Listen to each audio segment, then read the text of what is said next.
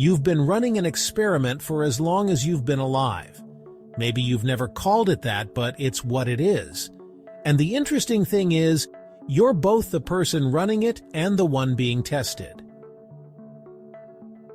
Every decision you've made, every reaction you've had, every time you held back or pushed forward, it's all part of it.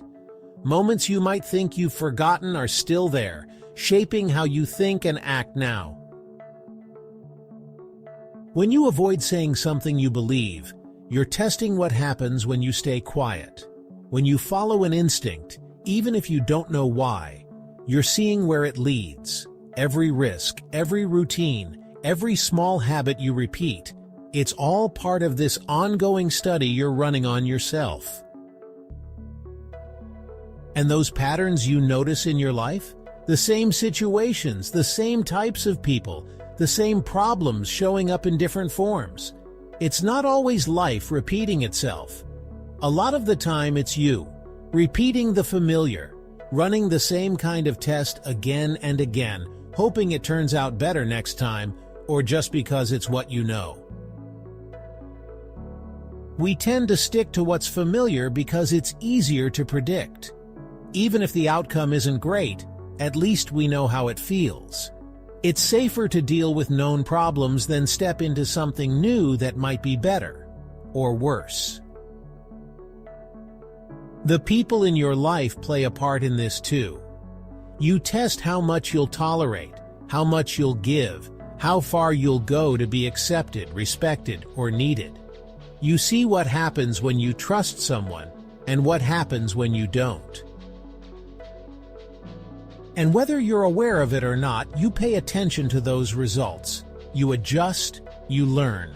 Sometimes you get it right, sometimes you repeat old mistakes, just to be sure the outcome's still the same.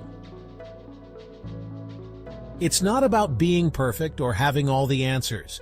It's about figuring out who you are when nobody's paying attention, who you become when there's no one around to impress, no audience, no expectations. A lot of people spend their lives thinking they're trying to figure out how the world works. But what they're really doing is learning about themselves, how they handle disappointment, how they react to uncertainty, what they avoid, what they chase, what they pretend doesn't bother them when it clearly does. And at some point, if you're paying attention, you realize it's always been about that. About understanding yourself a little better through what you choose, what you fear, and what you let go of. Some of those lessons will be uncomfortable.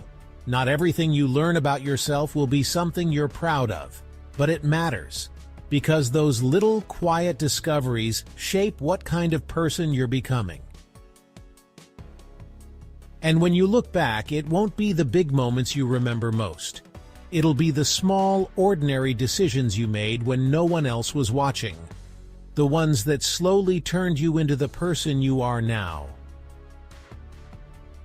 That's the experiment called you, and whether you realize it or not, you're still running it right now.